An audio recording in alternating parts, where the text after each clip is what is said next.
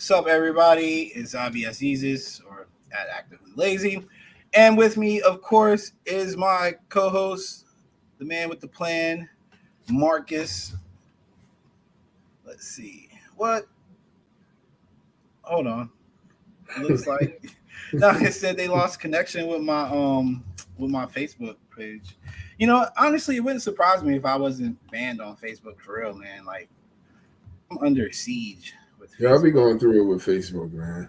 I don't understand. I didn't even. I've been chilling. I make some funny posts here and there. I don't tag people no more, man. Uh, what? It's not letting me. It's not letting me do it to the group. So it is on my main page, but it's not allowing me to do it on the group. In the group. So let's see if we can't fix that real quick. So while we're here, Marcus and I was just talking about the John McCain Pac-12. That's what I'm calling them, because I don't know if people have been keeping track, but with the realignment coming up for the SEC, the talks for a potential 12-team playoff were kind of stalling. So we are kind of stuck in limbo now that it seems like the Pac-12 will not do any realigning. What's your take on that, Marcus? Like, what are we looking at here? What's the timeline of this 12-man team? I don't see the 12-man playoff happening. I think, the SEC was very, very smart to get out ahead of it and to try to position themselves, to get the most participants after the expansion with Texas and Oklahoma. But, looking at it now, I think you look at the alliance or the allegiance, axis of evil, whatever the Pac-12, Big Ten, and ACC, whatever they calling themselves, they they're against it, right? And I think they have some valid concerns because essentially what you were going to have is ESECPN, right? Like Mm-hmm. ESPN SEC was going to, just really run amok of the college football playoff where you have, ESPN having distributive rights to SEC media and also having the only media contract or the college football playoff. But now it's I think you're going to see multiple partners that's going to have a shot to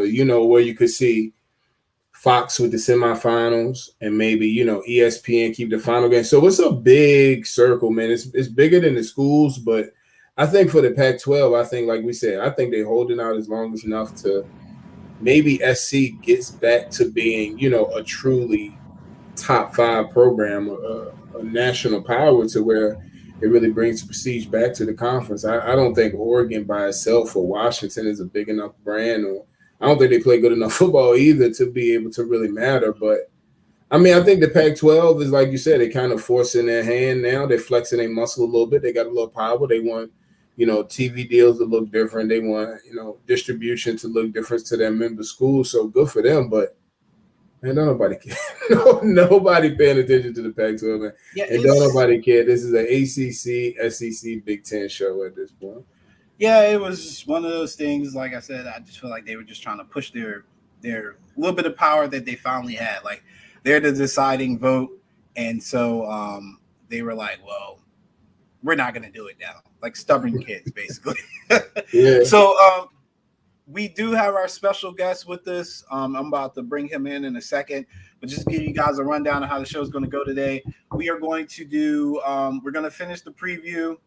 We're going to finish the preview with Ain't no pack keep sweat, Cuddy. I got braids. I got braids. I with ain't got no keep sweat. we will be doing that keeps so I comment through me off. But yeah, he can't see it, but I'm like Akeem, see, this is why we're gonna get to you in a second, Akeem. But Bring your ass on here. Bring your ass on but here. look, we're gonna finish out our preview. We're gonna do Big Ten. We're gonna do SEC, and then we will do a condensed version of the Pac-12, and then we will get to what everybody really wants is Week 0 and start talking about the lines and what we see and things like that. So, without further ado, I have with us the Big Ten rep, Mr. Shaba Ranks. So we've got my boy, my boy Jay. Uh, he's one of three What's black good, people that fellas? like Nebraska. I don't know why he likes Nebraska, but he likes Nebraska. The big red. I and if anybody knows Chase, I did send Chase an invite, even though he said he wasn't going to be here. I'm not sure where he is now, but he has an invite. If he wants to join, he can. Um, so, without further ado, we will get to the Big Ten. As it is right now, is the Big Ten. It could be the Big 15, Big 20 by Big next week. 50. We don't know yet. Big 30. We don't know yet. I think we all agree the number one team in the Big Ten is Ohio State, correct? Yeah. All right, Marcus, Yep. this is your time to shine. Go ahead, bring it in. I was gonna lie and say that wasn't the case. But I mean, yeah, we know, right? Like I think that it's clear to everyone that we recruit at a level that's far above everyone else. We develop at a level far above everyone else, better coaches, better facilities, everything. So I don't think we really need to spend a ton of time talking about Ohio State, but I think the Ohio State you've seen in the past might look a little bit different this year. I think you're going to see still a very aggressive offense, but I think CJ Stroud, who has been named the starter, by the way, officially, and I think you're probably going to. He's more of a, from what I expect, more of a distributor, right? I think you're going to see him pass as much as Justin. You're going to see the offense look a lot different too. You're going to see more RPOs instead of, true drop back passes. This is things that just from observation of people close to the program are saying that, the offense is going to look a little bit different, and we may not be as explosive vertically through the air, but I think you're going to see a lot of 21 play drives in certain games, right? And I think look for Travion Henderson, man, is going to be arguably, they call him baby Saquon, man. That's a lot of pressure, but I think he's going to be a really, really explosive talent that you've seen at running back. Ezekiel Elliott, JT Barrett. Ohio State's really good, man. When we got dynamic backs, offense, people talk about the quarterback. I just think there's something about Ryan Day and having pass catching running backs. When he has pass catching backs, man, the offense looks a little different. But defensively, fine. We're going to switch it up and go to more of a 4-5. We really always been Ryan Day wants to stay in a single high. He thinks, though a single high defense really puts a lot of pressure on offense. And I get him. He wants to play a lot of man, a lot of three, a lot of pattern match, do some things to really, force them to drive the ball and kick field goals and those things. But I think the secondary of BR Enzel Burks is going to be good. I'm trying to think of somebody else. Seven Banks is going to be good. It's a lot. It's a lot of people in the back end that I think the defense will look a lot better. And I think Kerry Coombs, too, will have a full year and not a – like last year, the defense was just really, really, really young. It was for as great as we recruited, it was a weird, like a gap year to where we had a lot of seniors, a lot of guys who were probably trying to push out of the door and to get a lot of younger guys, a lot of talent. What happens is you see – white linebackers running with Devontae Smith, right? It's a bad matchup. But schematically, it's going to look different. I think it's pretty safe to say that 11-1. Maybe I would be open to an 11-1 season. I think I could see a position where Ohio State loses a game. But I think for me, 12-0 and winning the Big Ten is to be expected. Jay, as a fellow Big Ten fan and a quote unquote rival, not really rival, but you're not an Ohio State fan. What's your expectations for the Buckeyes this year? I mean, you look at their schedule and you look at what they've been doing recruiting wise, and they've not missed a beat. And it's crazy because you think, you had Trust Urban and you have now Day, not missed a beat on anything. They're a lot different.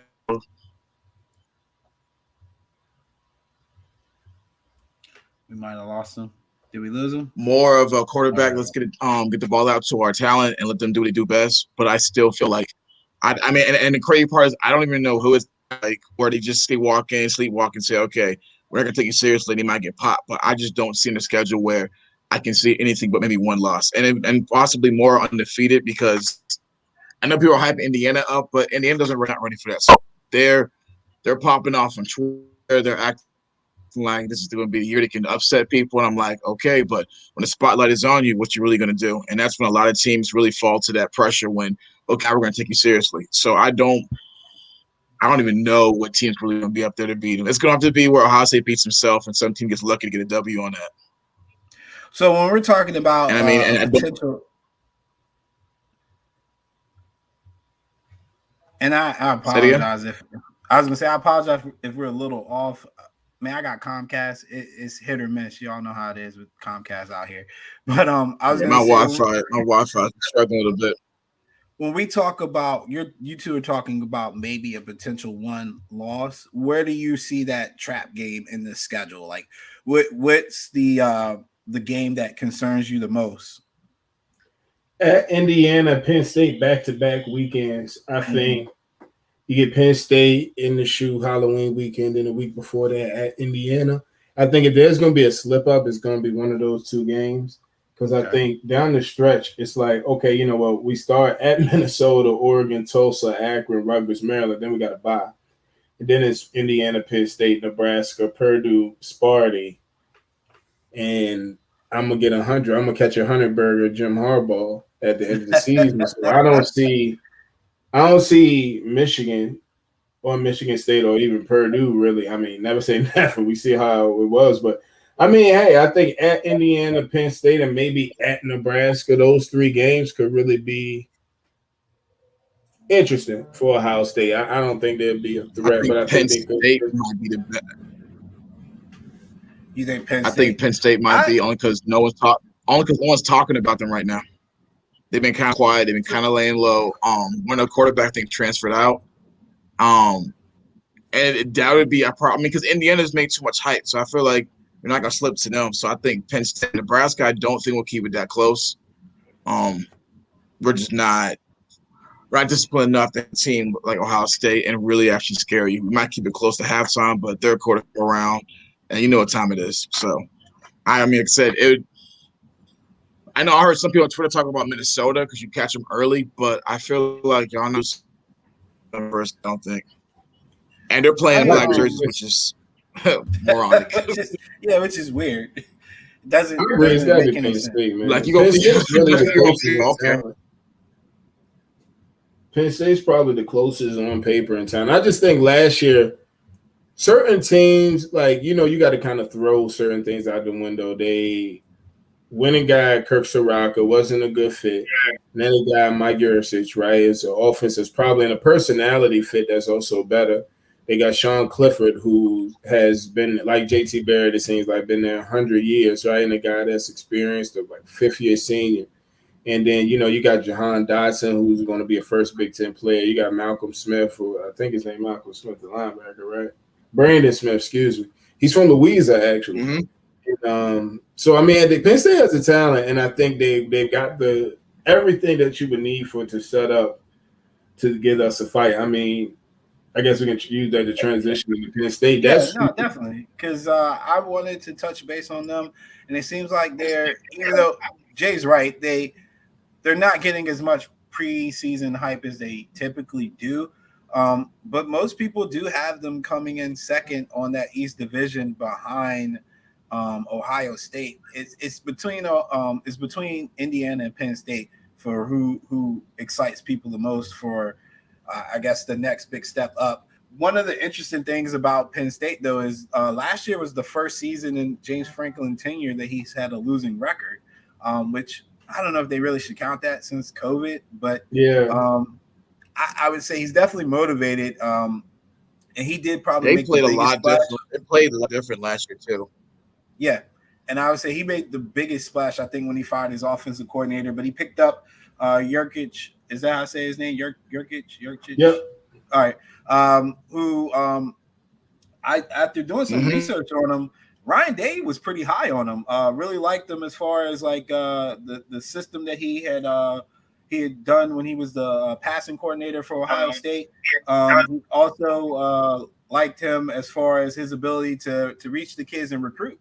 He gives them a lot of credit for Stroud and McCord and kind of swaying them, selling them on the Ohio State principle. And I haven't seen Ryan Day speak highly of a coordinator to that degree. So it made me more interested. So I did a little bit more research on him, and come to find out, since 2013, an offense that has featured Jurkic as a play caller has scored at least 50 points, 40 or more points in 50 games. In the games that he directly called the plays, they have scored over 40 points in half of those games. So you have to be excited about that if you're a Nittany Lion fan. Just that prospect of a guy who has some pedigree in the college ranks that a lot of people don't know about. He gets credit for Mason Rudolph at Oklahoma State. He gets some credit for Justin Fields at Ohio State. He gets credit for helping Sam down in Texas last year as well. There's a lot of positives in this Nittany Lion team coming in this season. You guys feel like that's warranted, or is it just hype?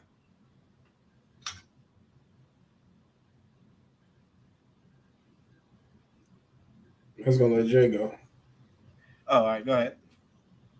But I mean, I think the hype is warranted, man. I think when you look at, I think college football, it really starts with. No, I think it's warranted. I mean, Penn State's always company. Like sometimes I'm just like, man.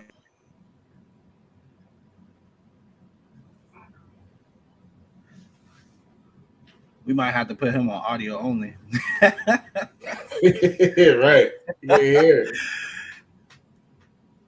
Remix. Right. Hey, But look, I think Penn State, man, like I think the hype is warranted. And James Franklin, we always talk about what he isn't. Let's talk about what he is, right? Like, I mean, we've always seen a quality James Franklin product, 8 to 9 win games a season, and bowl appearances. And I think he's in a tough jam in Penn State, right? Because you know that on the most years you're going to be fighting for number 2 in the division, right? And I think he's recruited to that to be able to put his program in a position. Nelly versus White.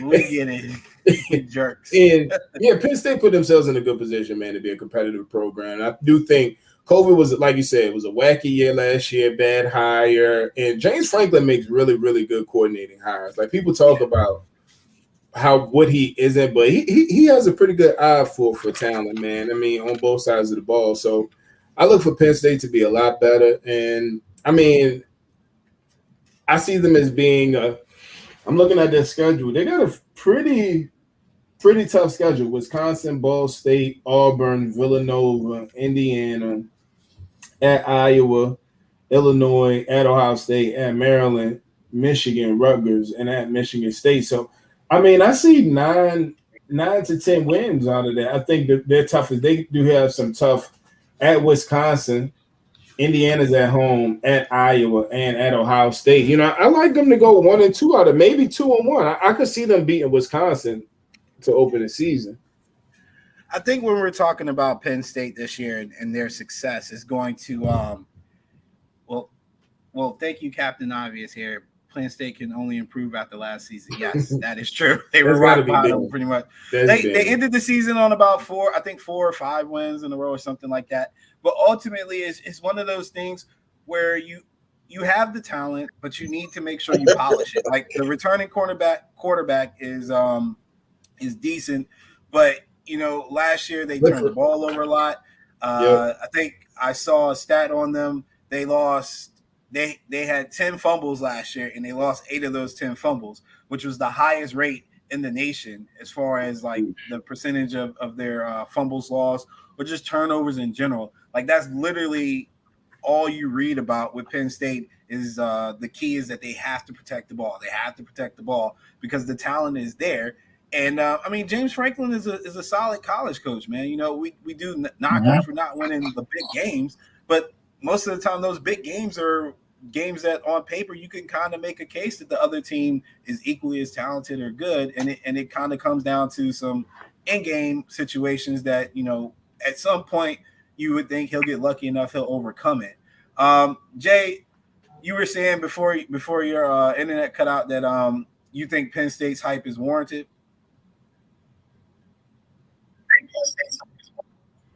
Yeah, I think they're pretty solid.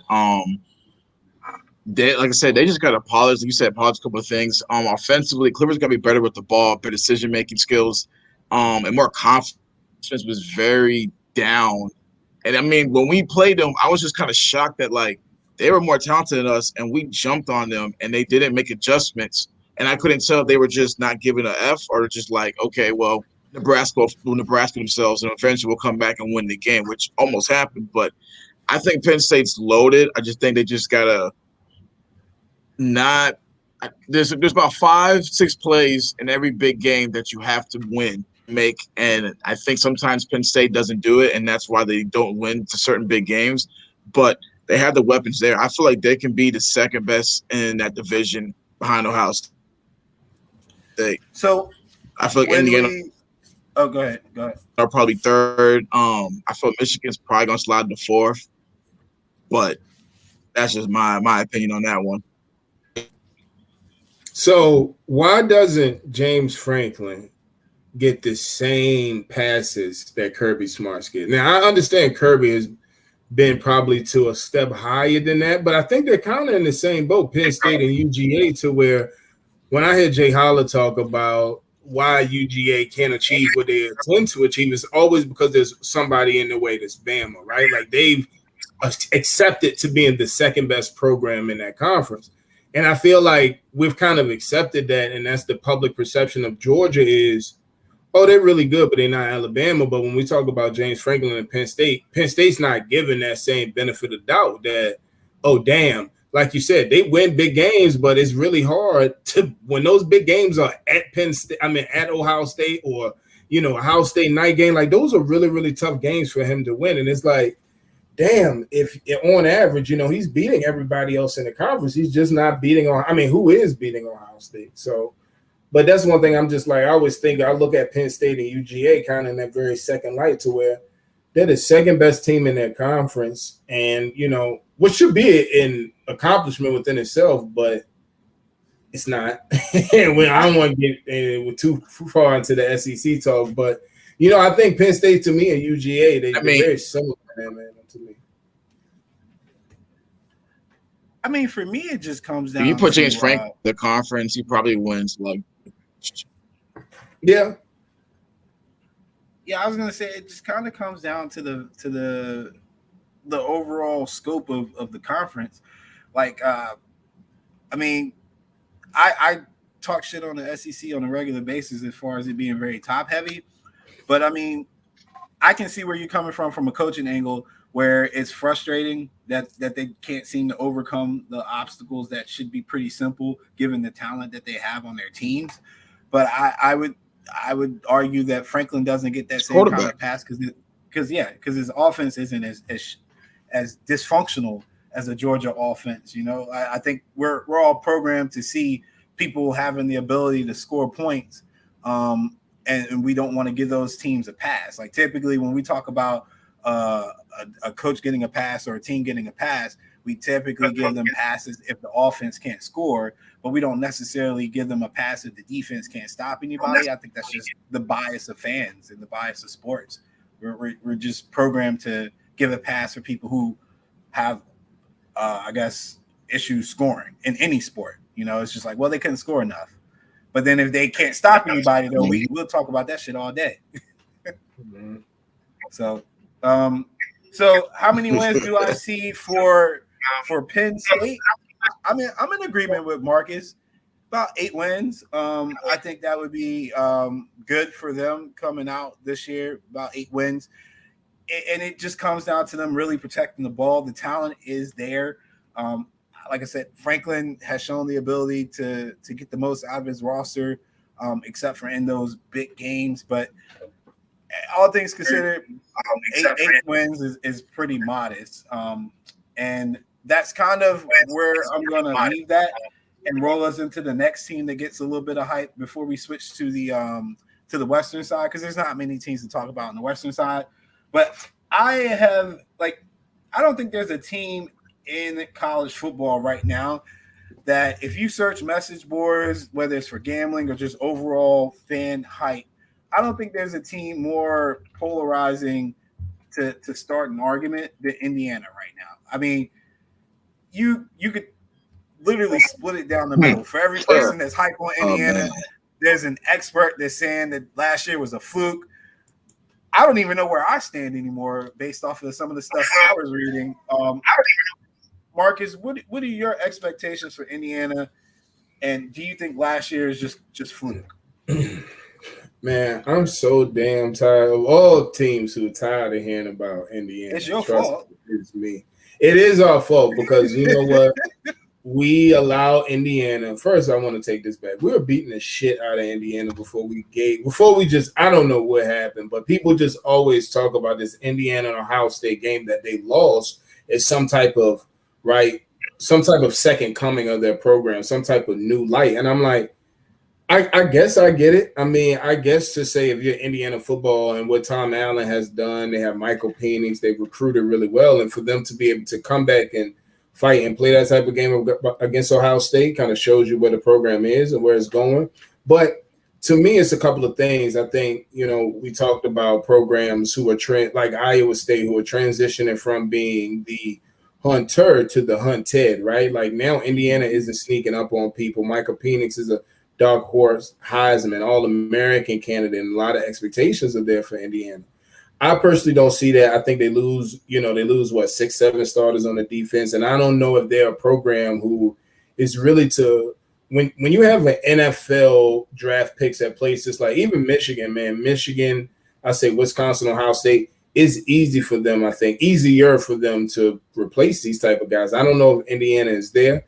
So I do think they'll be really good. I think they're actually one of my favorite plays for week 1, not week 0, is that they were getting, I think it's 3.5 against Iowa. I'm loving it. I think they're a much better team than Iowa. I know they're going on the road, but I mean, I'm just not sold on Indiana being, a Big Ten power yet. Now, could they prove me wrong? Absolutely. I think they got the talent to, but Michael Penix is coming off a major injury, and to just expect him to, come back and I think, man, he threw a lot of balls last year that had some love on it and a little bit of luck on it. And I don't know if he gets that type of luck. Like as a quarterback, you can't just, and I mean, he has a great receiving core too, though. I mean, he's got Freifogel is back, DJ Matthews, and they got Peyton Hendershot, who might be the best tight end in the Big Ten. So, I mean, they'll be better. I mean, I do think that for them they've really replaced the big three. Used to be Ohio State, Penn State, Michigan. Now it's Ohio State, Penn State, and Indiana. Like, that's crazy to think. Indiana Hoosiers will have a, better football season than Michigan. But here we are. I mean, I'm just cooling on the hype, but I do think they'd be solid 8-win, Citrus Bowl type program. So, yeah, I think that I'm more bullish on them because my paper's showing that they're returning more starters than I think people are giving them credit for. Although the starters there's 3 starters returning that are second on the depth chart in their position. So I guess they just lost out. But overall, there's 8 starters returning on offense. The only people not returning is the left guard, the running back, and I'm looking at, I guess, the slot receiver. But everybody else, the entire offensive line besides the left guard, like you said, Freifogel, who was very, very good, Marshall, and then let's see, all the linebackers are coming back, and the majority of their secondary. I think the strength of Indiana is going to be their ability to turn the ball, force turnovers again. I think, like Ben was saying, you guys couldn't put them away. I don't put that on Ohio State. I think, Indiana was ready for that game. They wanted that game. They fought for that game. And ultimately, their energy is what kept them in the game. I remember that first half specifically, it just looked like Ohio State was flat, man, and Indiana was just taking it to them. And, you get that sometimes. And like Marcus said, when you have these teams who are in the role of being the hunter, sometimes when they have to face that reality that they are the hunted, we do kind of see their true colors. And we see that often with teams that come out of nowhere. And then once, pretty much the game is circled on the schedule for the other team, they don't want no part of that. And I think, and I really believe that that Coach Allen and this team are up for the challenge. I think that was one of their goals last year, to set the tone, make people respect Indiana football. And you get a whole year of people probably telling you that, well, it was because it was COVID. Like, I'm pretty sure they're going to be motivated. I'll be disappointed if they don't cover or just outright beat Iowa. I think they're a more athletic team. They're more dynamic. I know up front they might struggle a little bit, but the secondary flies around. They're not afraid to hit people. So I'm not really too concerned about their ability to come out and kind of set the tone in week one. But then when we get to October 2nd, where they got to go to Penn State, hell, even November 6th, when they got to go to Michigan, like, those are the games that are going to really scare me for them, because those are the games where you're in those hostile atmospheres. And I mean, like, we talk about Penn State road games all the time. It is a very hostile environment for a team. And, it's going to be a Saturday. They're going to be hyped. Again, you're not going to sneak up on them. Penn State's probably got that game circled because people are considering Indiana to be the next best team. We got a question of over under on the 8 wins.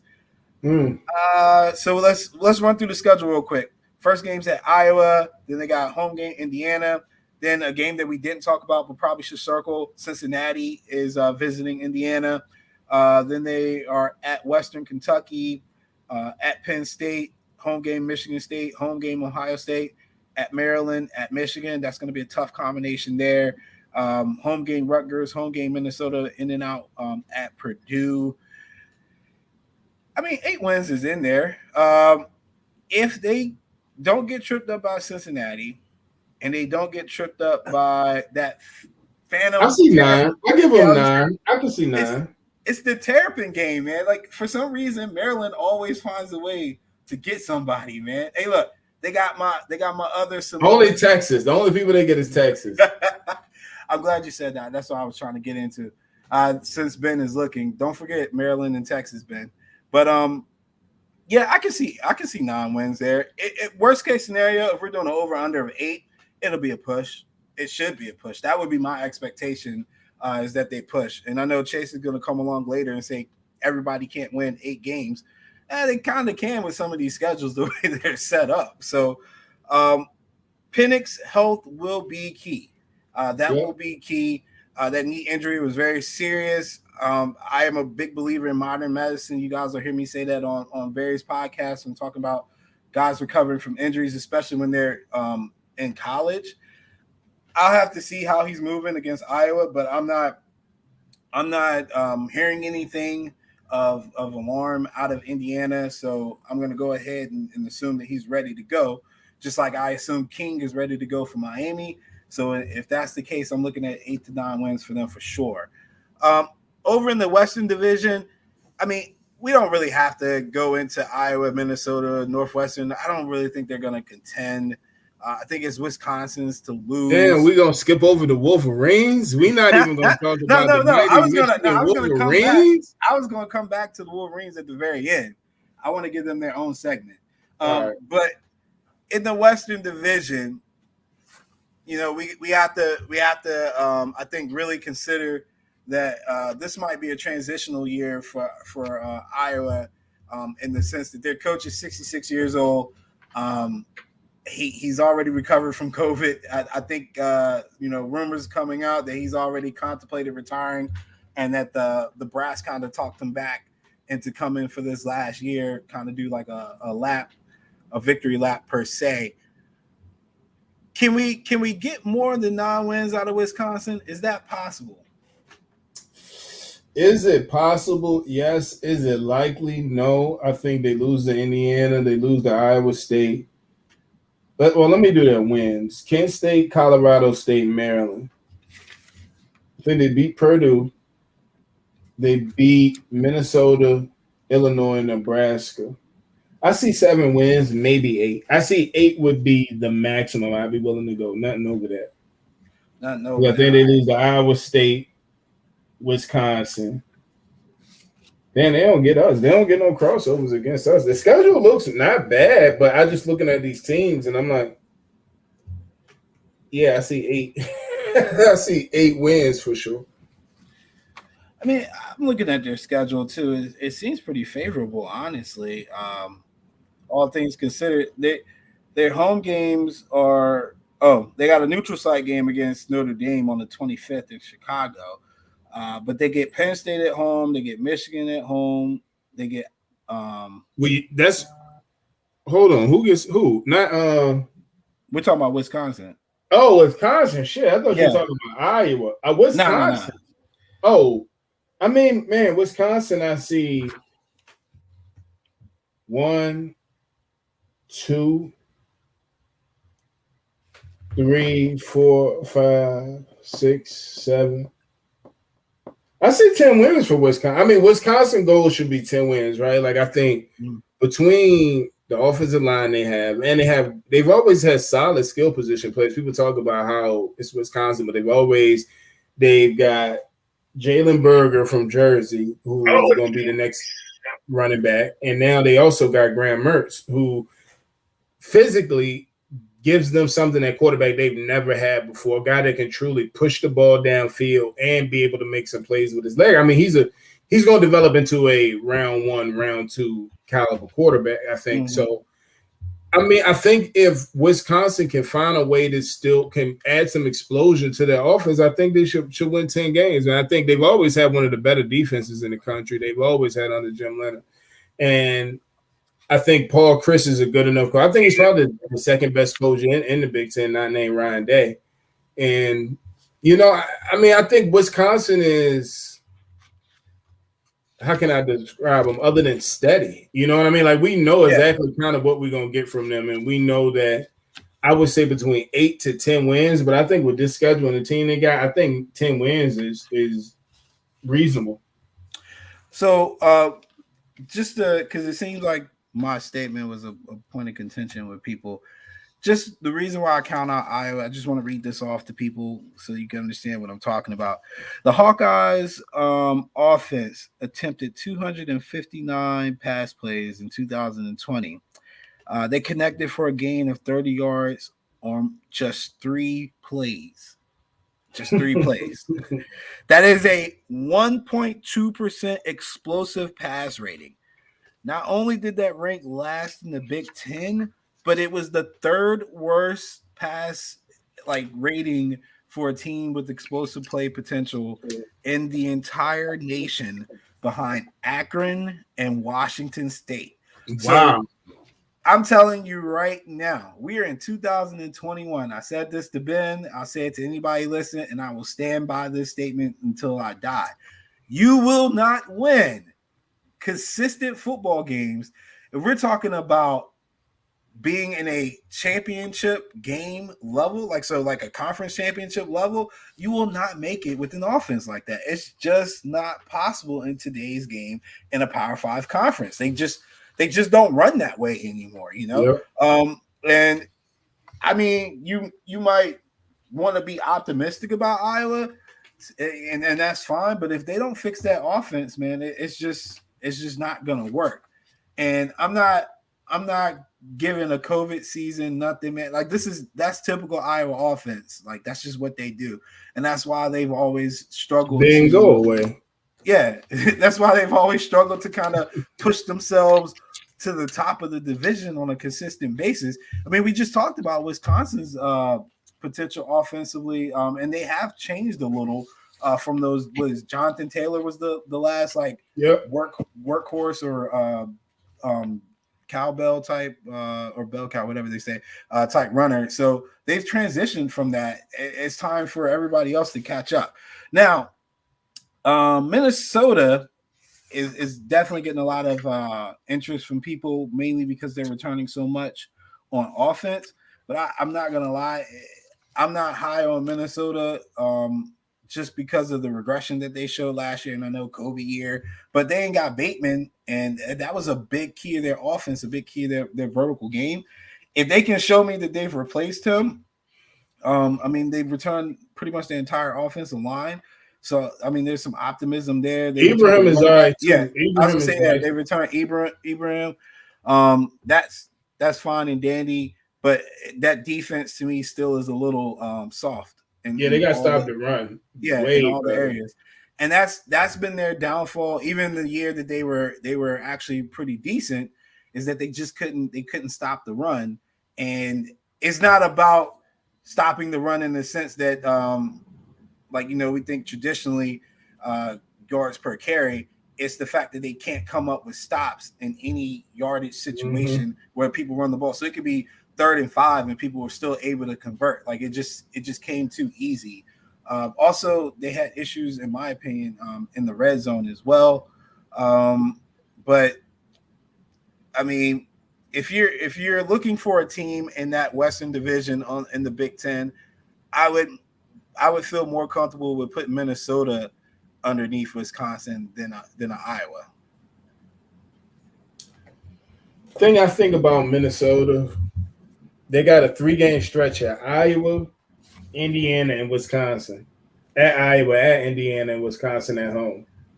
That's going to really determine, I think, this season. Like, I do think they're going to be a bowl caliber team, but looking at their schedule, I'm like, damn, they're going to open the season with a loss. Going to Colorado should be a win, but I don't know. I think Colorado and Minnesota are about equally matched. But other than that, yeah, I think you're right. Like, I mean, Northwestern, Maryland, Nebraska, I think those are games I would like Minnesota. They may not be favored, but I would think they would be the better team. Same with Illinois. Iowa, that's a push, but yeah, I think for PJ Fleck, this should be a 7 to 8 win team. Yeah.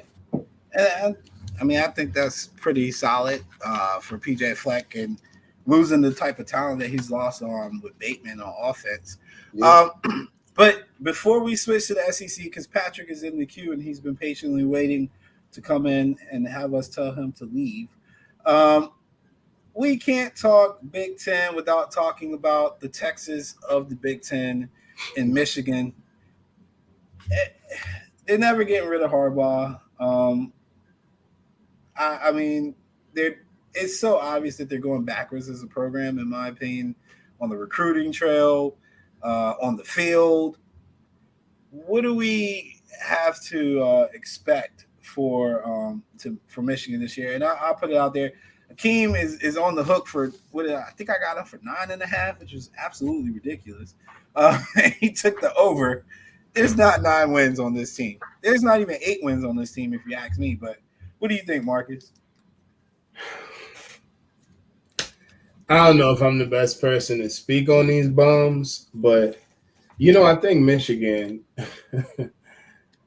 they're just Michigan, right? Like, we know exactly what we're going to expect now. Like, Jim Harbaugh is nothing more than, 7 to 8 win coach. I mean, that's just what it is. I think looking at, who's going to start at quarterback first? Is it going to be Cade McNamara or Alan Bowman? Alan Bowman was the transfer who transferred in from Texas Tech. Texas Tech, yeah. Yeah, so, I think he still hasn't settled in on who his quarterback going to be. And every time I think about Jim Harbaugh, and I'm like, people really thought Jim Harbaugh was going to be what Ryan Day is today, because, people talked about pro-style offense is a thing of the past, and how they were going to use pro-style offense, combine them with spread offense concepts, and we're going to have this new Michigan. And that's kind of like what we've seen happen at so many other programs, not just at Ohio State, but it seems like the game is kind of passing Jim Harbaugh by as like every single day. But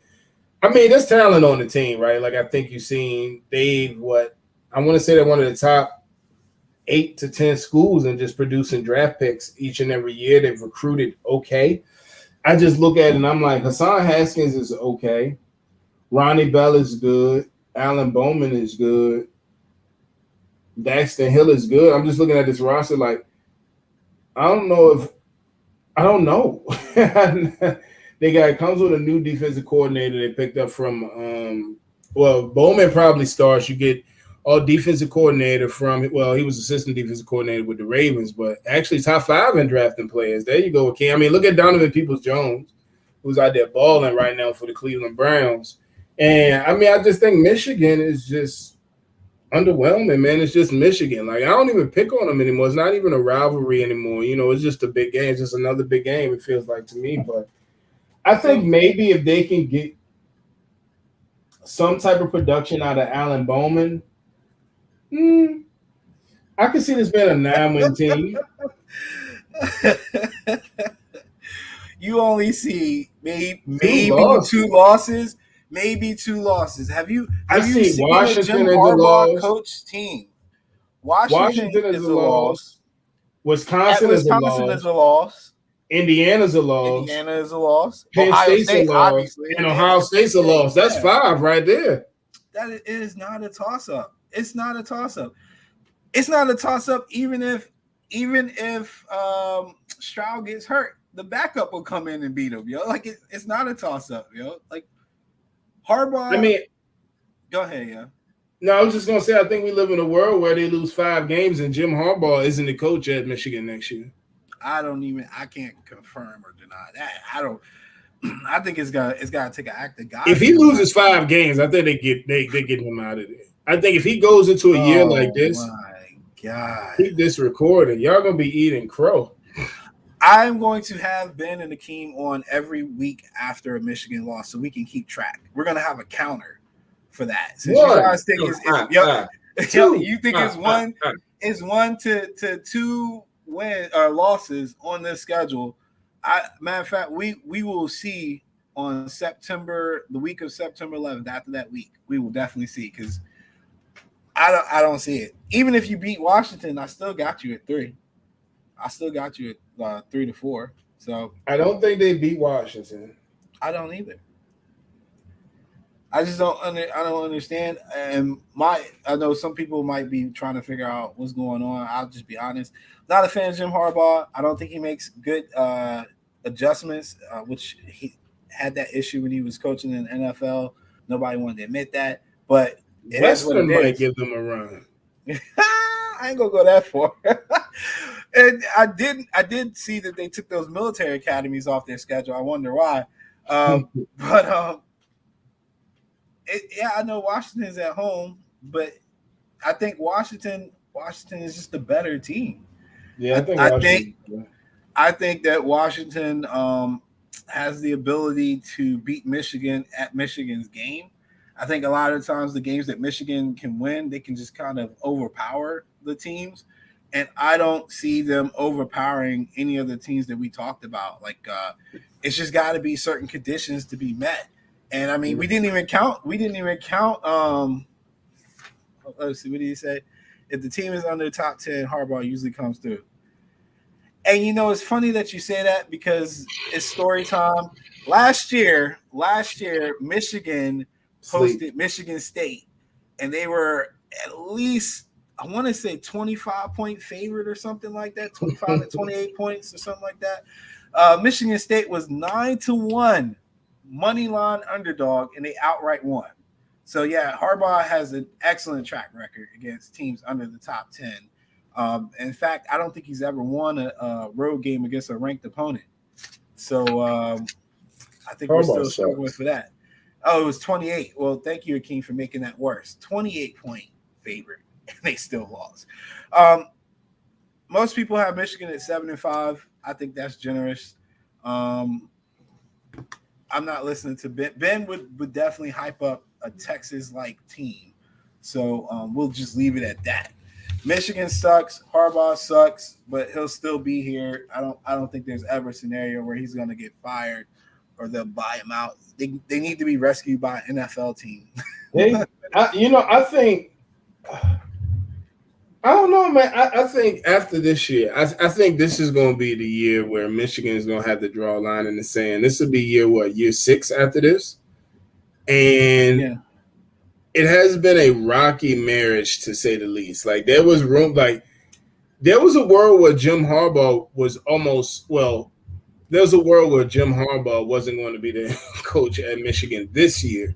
Yeah. So I do think that there is a possibility that if he loses 5 games or more, he loses more than 5 games, I think Michigan, if they can, I don't know where they would look to go after Jim Harbaugh, but I think there's a world where they say, you know what, Jim, this just isn't working. The gap between us and Ohio State's getting bigger. The gap between everybody else is getting bigger. We're not winning the games we're supposed to. And I don't think Jim is. Yeah, they re-signed him, but it was what? It was only what? Like a year-to-year deal. It's only 1 year, really. I think after every year, the team can with a university. I don't know what his contract is like, but there's no way he loses 5 games. If he loses 5 games and he stays this year, that's Michigan essentially waving a white flag and saying, "Well, we don't care about football no more." Matt Campbell is actually a better coach than Jim Harbaugh, but I'll say that for another time. Matt? I think they'll be better. They would be better under a Matt Campbell, but I just don't. I don't know. Matt Campbell just doesn't do it for me. Like when I see how good he is, and he'd be what, James Franklin at best. Like, I mean, okay. I mean, you win in 9. People are like, we gotta get Matt Campbell, and that's the name I keep hearing everybody talk about with Michigan. But I'm like, okay. I mean, I guess if the goal is to get better, yeah, I think Matt Campbell might be a better coach, but I don't think he's the coach that's going to consistently beat Ohio State and get Michigan into the college football playoff. But so I apologize to everyone for what's about to happen, but we couldn't find the SEC rep, so we had to add this guy. Everybody, welcome Patrick to the podcast. People who followed us from the Blog Talk days will remember our segment "Go Away, Patrick." We will definitely be bringing that back, but as it stands right now, we are going to be talking about SEC football with a guy that we don't even know if he's black, if he's Arab, I don't know what he is, but apparently he's a Florida fan. It depends. Apparently he knows. Depends. Hide your shoes. It depends if you got your shoes on. I already threw it out the door, so we're good. Okay. No, Alec. It depends. I'm Qatari, and it depends what PSG do and how that oil money works. I told y'all, my daddy owned PSG. I'm gonna go mess with Messi's taxes tomorrow. All right, so I mean, I will give you credit, Patrick. You're the one of the few SEC fans I know that doesn't coattail ride Alabama. Like I don't really catch you saying, "Well, we only lost to Bama" and things like that. So I can appreciate that. Talking about the SEC. There's Bama and everybody else. Curtis, the same. Patrick, since I got you here, I got a good question.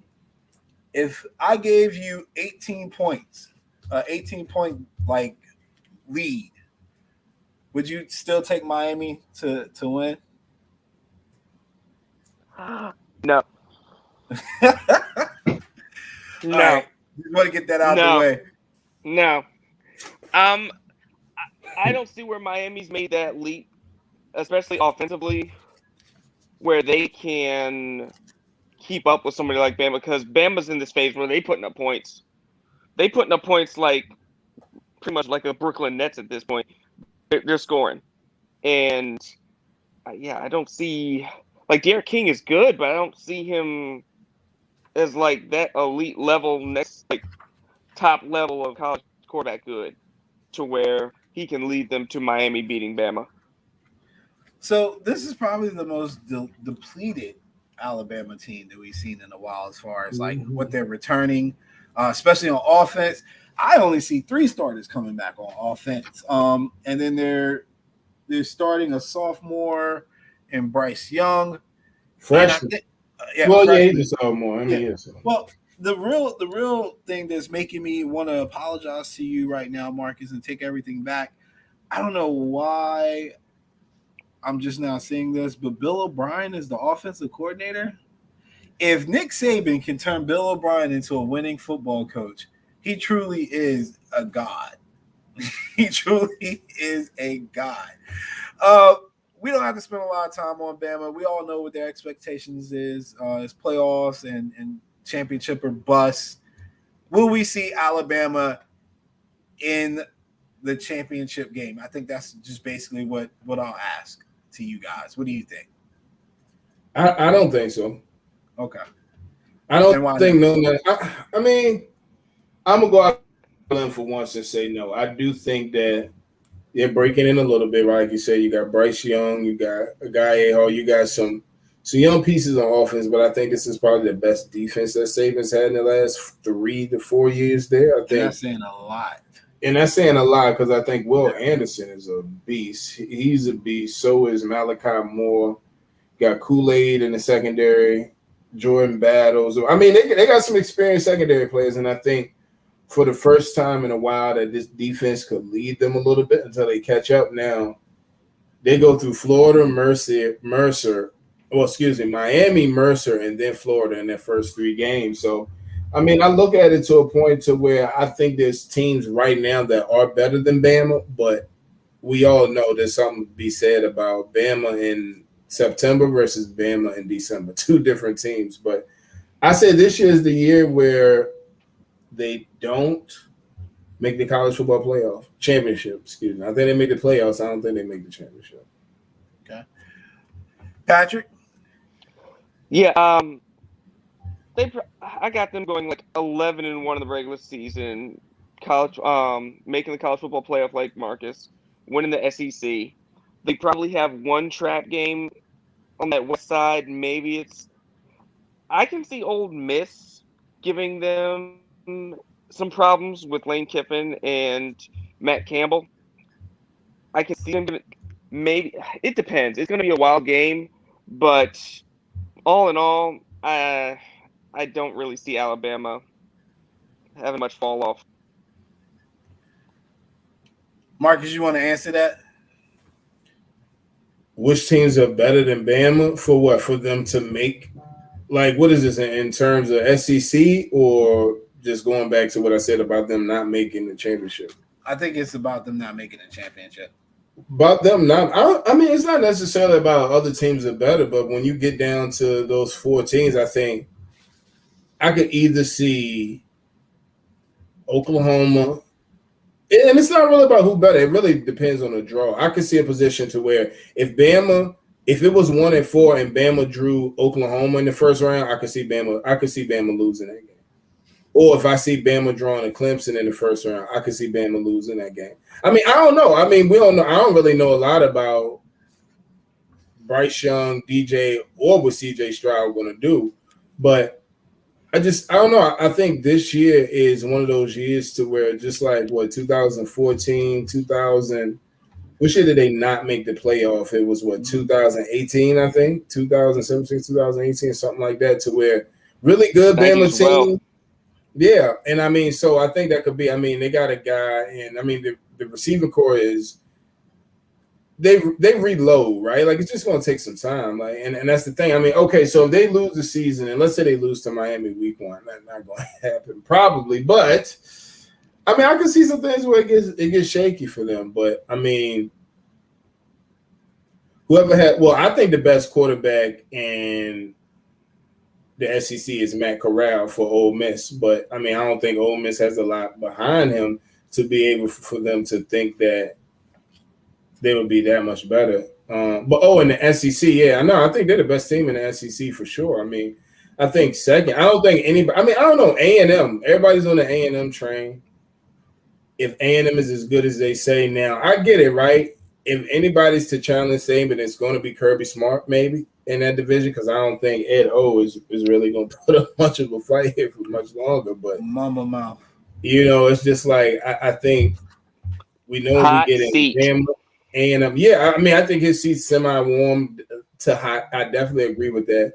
And I mean I think A&M maybe I like Ole Miss, man. I think Matt Corral is good, and I think they're good enough to be the 3rd best team in the West. I don't know if they're better than A&M or Bama, but I can see a position to where they beat LSU and better than LSU, and I think they're better than Auburn, Mississippi State, or Arkansas. All right, so let's see. We will definitely transition to this because I've waited a long time to put this banner up. Let's talk about the real representatives of Texas football in Texas A&M. I mean, there's a lot of hype behind them this year. I got plenty of people. Wait, Alan. Yeah. Let them know the hierarchy. It's Texas A&M, TCU, Houston, Am I forgetting anybody else? North Texas. Baylor, then Texas. Yeah, and then Texas. Oh, wait. I think we should Stephen throw F. Rice in there. Austin, then Texas. Rice right there. UTEP. Forgot UTEP. It's when I look at A&M, what really excites me about this team and makes me think that they could potentially reach that 10-win threshold that a lot of people are predicting is that this defense is pretty much returning everybody, and it's one of the more solid units. And not only are they returning people, but I'm seeing 1, 2, 3, 4, 5, about 5 or 6 seniors on that defense, which is huge when you're talking about potentially playing against guys who have limited experience in like a Bryce Young. You get that game in Alabama. If you apply a little bit of pressure with that defense, you never know how that might go. And typically you want a more veteran defense to kind of hold you over while you're breaking in what could be a young quarterback and just overall a young defense. Is this the first year that maybe Jimbo can truly say that he's got the team that he wants as far as his vision? I don't know. I don't know how he feels about Hayes King. I don't know how he feels about his quarterback situation, but I think everywhere else along the roster, quarterback and wide receiver is probably where I think he would have some question marks, maybe. But for the team, yeah. I mean, I'm looking at it. I think they're. Yeah, I think from top to bottom, outside of quarterback, and I know I start everything with quarterback, but I got to look at the positions outside of that. And I think A&M, especially, I think you're right. Like, I think having Mike Elko was probably been the best hire that Jimbo has made, being a defensive coordinator. He was at Wake, I think, in Notre Dame a little bit, and he's really done a lot for the scheme and has been able to, attract athletes. I mean, they run a 4-2-5. Kind of a hybrid-based defense, and I think you're going to see the defense make some big plays until Haynes King. I saw him in the spring game, like Ben said, he's like 125 pounds. He's, I don't know, I'm trying to, they so far behind, but I think Mike Elko, I think, if Hayes King can get caught up to speed, I wouldn't even say caught up to speed, if he's good, then I can see Texas A&M really challenging Bama for, winning the West and representing the SEC in the college football playoff. Patrick, what's your take on Texas A&M? I know you know a lot about losing to them, so what's your take on Texas A&M? First of all, that was just them getting us back for 2012 when we got Johnny Manziel. So it also, to me, with this Jimbo team, it reminds me of that 2012 Florida State team that it was good. It had talent on a lot of different positions, but it was the quarterback position that you just didn't have the confidence in it like you did in other places. And I just don't know if you can really make a run at Bama with, a first-year starter. That's my only hesitation. And not that, Kellen Mond was world beater. I just don't know, is this guy much of a step up if he wasn't able to unseat him last year, senior or not, is he going to be able to progress this offense forward and keep this going? And they are going to Bryant Denny, so that's what people are going to be fully back in the stands. That's a tough ask. Yeah, and it looks like the majority of the question marks on the offensive side. Primarily, the question is Marcus said he was going back to quarterback. That is essentially what everybody's concerned about. They're like, what do we do for quarterback? What are they going to do for quarterback? Do you guys feel like A&M is better than LSU this year? Yeah, I mean, I like Jimbo and Hayes King better than I like Miles Brennan and Ed Orgeron as a pair. So, I mean, I do think that I think A&M should be in the position to challenge Bama. I think Jimbo gets a lot out of his quarterbacks. So I can say whatever I want to say about the talent that Hayes King may be. Jimbo gets a lot out of his QBs, and I expect him to do the same with them. So, I mean, the thing is they replaced, so I think I read 4 offensive line starters. That's always difficult, but I think the last 4 classes since Jimbo has been there, they've recruited really, really well. So I don't think that would be necessarily something that's, would derail them. I don't expect LSU to be. I'll say it'd be good. Miles Brennan is okay. John Emery's good. They didn't make a bowl last year. They were 5-5. I'm not big on LSU. I think Ed Orgeron is okay. He's an average head coach, and I think he caught lightning in the bottle with Joe Burrow and Brady and those guys calling the offense. So, I think LSU is. I don't know. I think they'd be 3rd, 4th best team in the West. He's a delegator. Coach O, I think he's a big delegator. Like, he has to have the right personnel in the coaching staff to do all the play calling on the offense and the defense to get it done, like we saw with Joe Burrow. Like, who did he hire last? He had Bo Pelini as that was a horrible hire. Horrible. Well, it's God.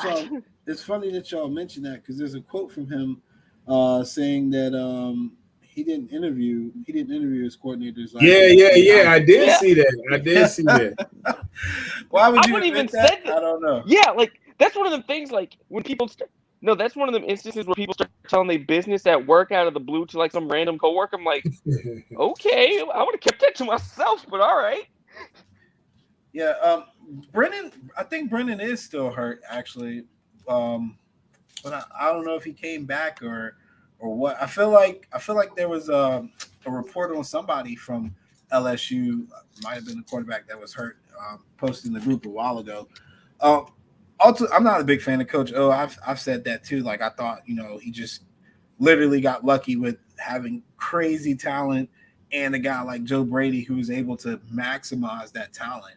And it just was going to be a struggle after that. He is returning a lot of his defense, and primarily that secondary. When you look at probably got the best set of corners in the country. Yeah, you look at Stingley Jr. and Eli Elias Ricks. Yeah, it's gonna be challenging if they utilize them right though. And I think last year was just kind of a weird year where it could have been COVID related or however you want to look at it, but at the end of the day, there's enough playmakers out there to make plays, and they just didn't make the plays. So I'm not looking for LSU to return back to the top of the SEC for quite some time, and it'll probably take Coach O getting fired for that to happen. But we'll see. Ben is confirming that Max Johnson is going to start the season off for LSU, and I wish them the best of luck. Also, that opening game might be a trap, if we want to be honest. That opening UCLA game on the road.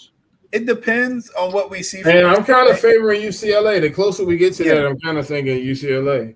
Yeah, and we're actually gonna switch to UCLA in a few minutes here, but we got to talk about the other side of the SEC and the second best team in the SEC. Let the fans tell it year in year out. The Georgia Bulldogs. It's a big game, and we can talk about this right now. Georgia's first game is at Clemson, neutral site game in Charlotte. The line was 3.5. I haven't checked it lately. I'm sure it's probably still 3.5, 3. Either way, Patrick, I know you don't really gamble, but do I have to explain the lines to you? Oh no, all right. I talk to you guys on regular basis. I know. I'm just saying, just making sure. No. Who would you favor in that matchup? Georgia versus Clemson. I'm taking Clemson, and they will cover. And honestly, I think it'll be Clemson by 10. Marcus? I think Clemson by 110. No, I do think Clemson. A realistic line, I do think it's a game that would be Clemson 7.5. I would be comfortable with betting up until Clemson because I just think that, you can't have it both ways for quarterbacks. People talk about like, oh, you get a young quarterback, you want to have experience. I think all of that kind of is out of the window when you're dealing with talents as good as DJ Ukulele and JT Daniels. So I think I got a lot of faith. I know what a Dabo Sweeney led offense looks like. When Dabo has an elite signal caller, I got faith into what I know they're going to do. Dabo's going to coach to win games. I know they all do, but for some reason, it just seems that Kirby plays it very much wants to be in a ball control type game, right? And anything that gets outside of the box of that, I don't know if Georgia has a curveball to be able to hang with Clemson. If let's say JT Daniels, I have faith in Clemson being able to sustain bad drives or bad plays. You know, when things are off script, I think the offense and the players are good enough to get it back on script. I think Georgia has the same talent. I just haven't seen them utilize it in a way for me to think in a big game, Kirby Smart is going to keep it well. I mean, Clemson's going to try to score 35 points or better. I don't know if Kirby Smart has that type of mentality to say, you know what, I want to go out and win a game and put 42, 45, 50 points on the game. I think Clemson's mentality is that's what we're going to do. Oh, man. Ben, I love you, bro. I love you. Venables, that linebacker is going to be running all over Reeds. What Reeds? He's gonna be going after JT Daniels probably the entire game. The entire game. Like Venables don't sit people back, man. Like I mean, he does usually have a linebacker who kind of helps in coverage, but for the most part, the pressure dictates where people throw the ball against the Clemson defense. And typically, when you're talking about a defense and utilizing pressure, that's the point. Like you're trying to force somebody to throw into situations or coverages that you feel are beneficial to your team. So you're therefore dictating what's going on. If you've got a freshman linebacker, I highly doubt you would just leave him in coverage. I mean, I got to. But also, I mean, Ben talks about that, but Clemson got the best defensive line. Yeah, and I was going to tell him that I don't. No, not you. Yeah, I don't think that's accurate. Miles Murphy, Brian JT Daniels, Xavier Thomas. I mean, they got the best. I'm not even going back and forth with that. They by far got. And the thing is people talk about Daniels ever faced a good defense? No, probably not to where you're going to see Brent Venables level. This is probably the best defense he's faced. But the thing I give Clemson the pass, I know people talk about the last game we saw Clemson defense, they were getting destroyed. But they were also getting ate up by the number 11 pick and two guys who are going to be within top 20 picks in the NFL draft next year. I don't know if Georgia has a combination of Justin Fields, Chris Olave, and Garrett Wilson. They don't. I don't think JT is. That's how you got him. Yes, I mean Perkins is out for the year. I mean, until you do it, I don't know. Plus, I like he played versus. He didn't play. I mean, what's good? I mean, yeah, South I guess Carolina. Good defenses, but I don't know if he's played a Clemson level defense to where Brent Venables gives you a lot, man. He gives you a lot to think about pre and post snap. And I don't know if JT has played that type of game, but I don't have no gripes with Georgia. I think they're really talented. I think it's a really good team, but I think you got to want to – in that college football playoff mentality, I think it's in these big games you got to have. When you look at your play call sheet, you got to be comfortable with saying – when I look at Lincoln Riley, Ryan Day, Dab, everybody, I know they look at their play calling sheet and be like, well, fuck it. If we got to score 35 or better, we're going to score 35 or better. I think Kirby coaches to say, well, if I give up 35 points, that's bad defense. That's a bad game. Yeah. And I don't think that type of mentality is going to win those type of big games. Now, I could be wrong. Maybe this is the year to where, the Georgia, we've heard how Kirby really want to develop, get this offense to being national championship quality. So, I mean, I think Clemson I can see Clemson winning by 10 points, like easily, just because I think you may get one JT pick and then you're just going to get, a couple of bad drives. I don't think they get into a position to where Clemson wants to get into shootouts, man. Clemson wants to get into – they want to continuously get possessions. They want to go fast and get possessions. I just don't see Georgia being there. So that's why I'm for Clemson. Marcus, do you think JT Daniels is actually going to live up to the hype? Do I think he is? No, I don't. But I don't think it's going to be all entirely his fault. Like I don't. I mean, Kirby's a good coach. I mean, I just don't know what it's. I don't know. I think about when I watch Georgia and I just look at from top to bottom. I just go, damn, how talented are they? But how do they mess this up every single year? Like in some type of way, they always mess this up, and I think the same thing happened. I think if Georgia loses this game to Clemson, well, when they do lose the game to Clemson, I think let me look at their schedule, and it's like They not that have they're going to Auburn free on the fall, road. but I mean the rest of the schedule is a joke. UAB, South Carolina, Vandy, those are all wins. Arkansas, that's a win. Auburn, that's a win. Kentucky might challenge them, but that's a win. The cocktail party, that's a win. Missouri, that's a win. This schedule is a joke too. It is pretty weird for an SEC schedule. It's a pretty hollow schedule. It's not a schedule that, and I'm just looking at it, it's like JT, Zamir White. Okay, Zamir White could be one of the better backs in the SEC. Kearis Jackson, Jermaine Burton, I mean Eric Gilbert can't. Eric Gilbert can't play, and Darnell Washington's hurt at tight end. I mean, whatever. I think it's going to be another Georgia group that's just. They're not returning a lot of starters on the Georgia defense either.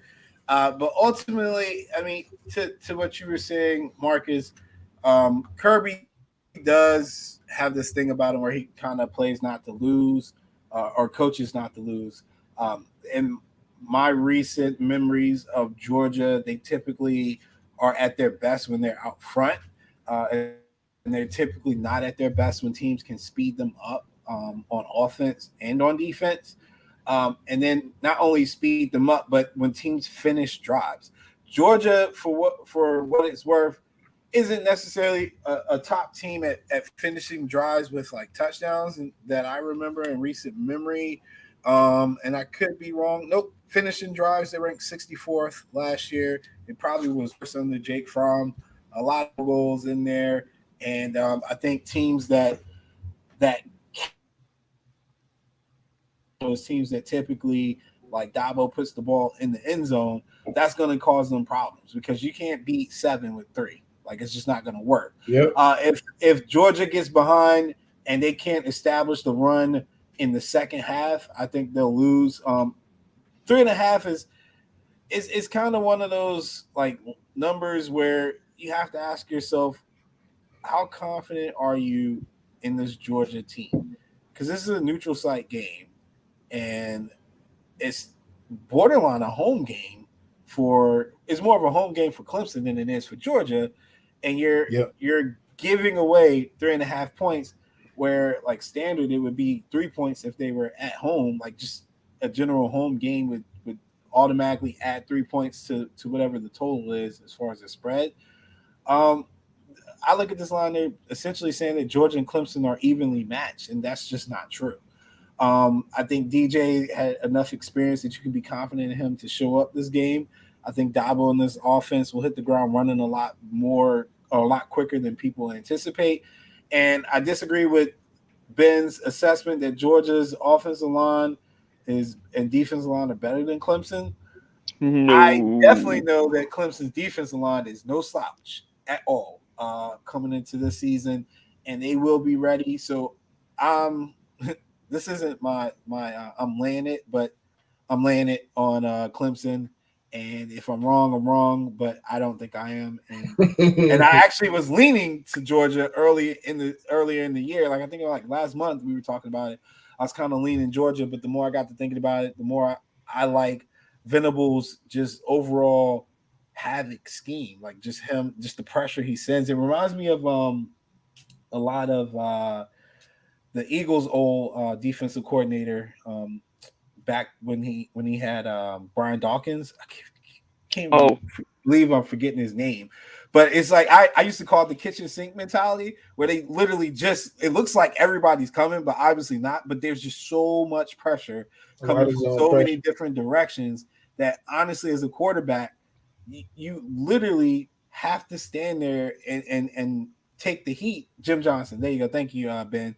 But you literally have to stand there and take the heat. And I just don't know if JT Daniels is going to be able to deliver on a consistent basis with that type of pressure. And that's really the issue for me. If JT Daniels does turn the ball over 2 times, I give him 2 turnovers, Georgia's in trouble. I mean, 2 turnovers in this game is probably minimum a 10-point swing. Mm-hmm. Well, Alan, yeah, you think about the last good defense he's played. It was Cincinnati in that Chick-fil-A Bowl, and he threw for 300 something yards, but what was it, a touchdown and an interception? It was a lot of just middle of the field stuff. It wasn't finished, like you were saying earlier, finishing drives, and it wasn't really pushing the ball down the field. It was, just some shorter passes and allowing his receivers to make yards with their legs. And that's a defense they're pretty good, but they're nothing on Clemson. Ben, DJ could throw 3 interceptions, and the most that'll be is a 7-point swing. that's just Georgia's offense. People, fans get mad, but I mean, you have, if you're watching the game, how are you not seeing this? Like I don't understand Kirby Smart's lack of offensive prowess or just in general finding somebody that can call plays. I mean, Nick Saban figured it out eventually. He just started getting people who could literally call plays, and he just left offense alone. And look at him. I think Kirby Smart's still trying to figure out his niche as a coach and when to concede that, I don't know everything. So if DJ turns the ball over 2 to 3 times, I don't think it affects a Clemson game like it would affect the Georgia game. Essentially, you have to think stylistically with the type of tempo that Clemson runs. And we've seen this in the past. They can get down and come back. They don't have a problem with that. But in the same breath, how many times have you seen Georgia get down by more than a touchdown and charge back? Mm-hmm. It doesn't happen often. And if it does happen, it has to start in the first half. You rarely see Georgia come back down 10 or more in the second half. That's just not their game under Kirby Smart, And we'll obviously have to see it play out on the field. But like Marcus, I would prefer to go with what I know and Venables and Dabo for this game. So Patrick, I appreciate you giving your input on that. Overall, obviously, we're not down on Georgia. If they lose to Clemson, I don't really see how they don't win the rest of their schedule. Like that, it's really the rest of the schedule doesn't put up much fight. I mean, we haven't even gotten to patch Florida Gators. I don't really know what to expect from Emory Jones and crew this year, but I'll say this: it will be a lot more of that Mississippi State offense that we saw with Dan Mullen, that run spread with the quarterback. And also, don't be surprised if by 6th week or so that you see a lot more of Anthony Richardson. The things that you hear about him so far out of like the fall camp, that he's probably been playing a lot better than Emory in camp so far. But I don't know what type of situational football they've been putting Emory through, because they've been actually keeping their scrimmages and practices under good lock and key. I know we lost a lot with the receiving core with Kadarius Toney and first rounder Kyle Pitts. But I do like Jacob Copeland. I like what they're going to do with Shorter this year. He's more than likely going to be more so just like a jump ball and a deep ball guy. Use his size to, just match up with a shorter cornerback and put a ball up in the air for him. 6'4", especially like in red zone situations. Just put him in the back of the end zone, in the corner of the end zone, and just let him go up and get it. Also, the tight end Kamori Gamble and Zipper, they're not. No one's going to equal Pitts, because Pitts is like a once every 15 years player that you get. But I think they're both players that can equally do well in the blocking for the run game. Also, they are quite competent receivers as well. They can line up against a linebacker, and it's a mismatch for them. But also, I think the real advantage for Florida's offense this year is going to be that running back room. We've got 5 of them, and it's not like they're going to be like everyone's carrying the ball, but players like Lingard and Bowman, they're going to be more of your pass catching speed backs. I feel like we're going to see them a lot more on like swing passes, screens. Put them in the slot in a lot of two-back sets. You're probably going to have Naquan Wright and Damian Pierce as more so you're just straight up running backs. But even still, I don't have any like worries with Florida in the offense. Like Dan Mullen's going to come up with some weird, tricky mess. In either way, Florida still can put up 35, 40. It's the defense that's, I'm worried about, especially if you saw last year. Like, Florida, they may be a team that puts up 45. They may give up 35. They may give up 40. So it really depends on where this Gator defense is. The Gators defense allowed 428 yards per game of total offense last year. Just to put that out there. Bro, they left the door. It was like the doorman at the hotel. They just, come on in. Just come on in. We don't care. We ain't playing defense. I'm not high on Florida. I don't think y'all are contending. If you win 8 games, that'd be great. I just feel like y'all gonna find a way to trick it. I think they win. We'll win more. We'll win more than 8. We'll win. I'll say this. We'll win 10. We'll win 10. Because we'll win 10. 10 close. 10 is tight. I don't know. Y'all got Florida Atlantic. Let me see. That's a win. I'm gonna count them up. That's a win. All right. You got Bama. That's a loss. Tennessee. That's a win. Kentucky a push, but I'm gonna give y'all Kentucky. I'm gonna give y'all. Where's the Kentucky game at? At home. They're playing in the Swamp. Oh, no. They're playing at Kentucky. My bad. That's an L. That's an L. You think so? You got Kentucky over Florida? Yep, it's gonna be ugly, but they're gonna do it. Okay, so Kentucky at L. LSU at LSU. That's a win. I'm gonna give you that a win. Georgia lost. Yep. South Carolina a win. Samford a win. Mizzou a win, and Florida State a win. That's 1, 2, 3, 4, 5, 6, 7, 8, 9. That's 9 wins. Like I said, so you got to spend to get 10. You got to spend one of Georgia, Kentucky, or Bama. I can actually see Georgia because I don't. Here's the thing about Georgia: can their defense keep up with covering creative plays? And can they keep up with an offense? Georgia, I don't know if y'all can beat Georgia, man. They y'all boogeyman. I don't know if y'all can get that. But can Georgia keep up against Georgia? No, we'll mess it up against LSU. We'll beat Georgia, but we'll mess it up against LSU bad. That's what's going to happen. Or no, we'll mess it up against Missouri. That's what's going to happen. Like, Florida will beat a team that they're not supposed to beat. Then they're just going to lose to a team that was like has 4 wins on the season. Everyone's going to scratch their head like, what the hell did y'all do? Like, are y'all high playing? Like, that's what's going to happen. 8 wins. I give y'all 8 to 9. I think 10 a push. I think 10 is. Yeah, I give you 8 to 9. I'm on the 9 to 10 train and just go to a bowl game that's decent, and then get ready for Anthony Richardson next year. Patrick, all I ask is that you grade the rankings correctly as a member of the committee. If I catch you putting Florida in the top 10 and they've only got 8 wins, I'm gonna come after you. All right. Don't worry. I'm voting privileges. Now, what you gonna you can't throw my own shoe. How you gonna throw my own shoe? Yeah. Do you want to stay on for the Pac-12? Yeah, I'll stay on. All right. Pac-12, I'm going to hype up my Huskies. I'm back, baby. Huskies, we back. Just now, if they lose to Michigan, I never liked them. I'll tell you that right now. If they lose to Michigan, I never liked them. But if you lose to Michigan, that's a plague. The Pac-12 as a conference, I think they overvalue themselves more than anybody else. But I guess, you got to have that confidence. But it all starts and stops with the team that everybody knows and recognizes right now, and that's Oregon, the Oregon Ducks. They open with Fresno State, which is at least be a good dress rehearsal. I mean, Fresno's no pushover. But then they've got a game at Ohio State, Stony Brook, home at Arizona, at Stanford, California. Then they're at UCLA, and they're at Utah. They're at Washington.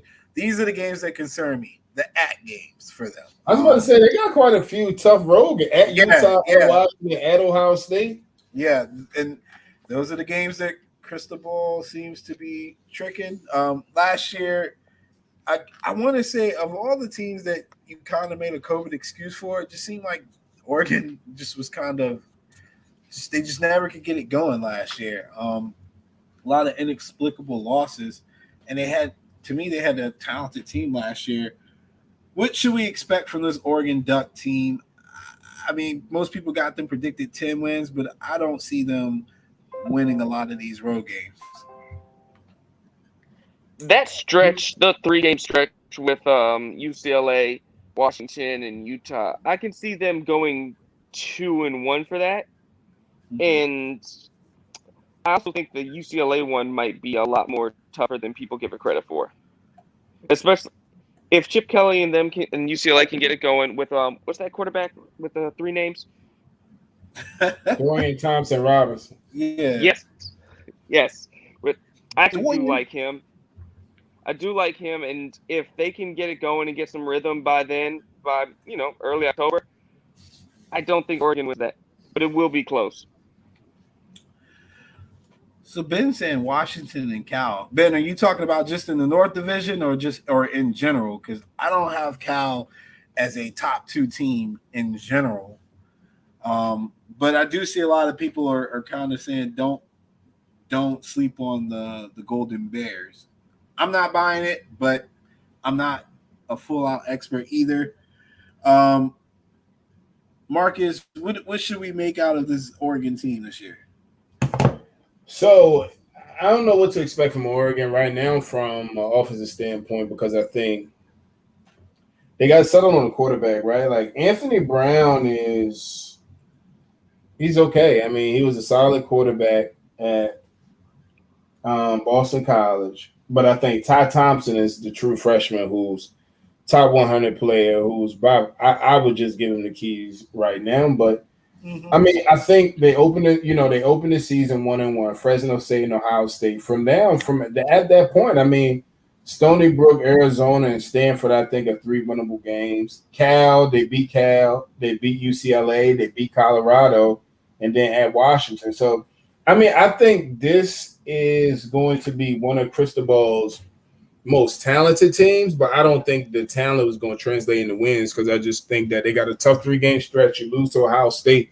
I don't see a position definitely where they're making the college football playoff, but I could see a 10. Let's see, 1, 2, 3, 4, 5, 6, 7, 8, 9, 10.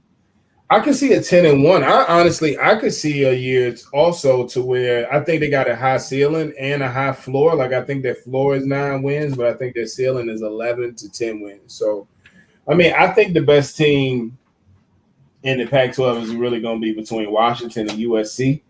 I think Oregon and Utah are the two, east, north, south, however they do it. Excuse me, those 2 teams are very similar to each other, but I think USC and Caden Slovis and I just Helton can easily screw this up, but I think quarterback play is a great equalizer, and I think that Caden Slovis is the best quarterback in the conference, and I think they're going to have a chance to be a lot better team than Oregon as well. Now Oregon is going to be stout defensively. They're going to be nice, right? They got Kayvon Thibodeau. They got Masafuna. They got Noah Sewell. They got Penny Sewell's little brother, his 2 younger little brothers. So I think what makes you think Oregon can do that? I mean, look at the schedule. It ain't really about the team. I look at the schedule first. Is Fresno State's a win, Ohio State's a loss, Stony Brook's a win, Zona's a win, at Stanford is a win, Cal is a win, UCLA is a win, Colorado is a win. At Washington, I could see that as a win. I mean, that's a win. That's a win. And Utah, let's say they lose to Utah and they win to Oregon State. That's 1, 2, 3, 4, 5, 6, 7, 8, 9, 10. That's a 10-win season.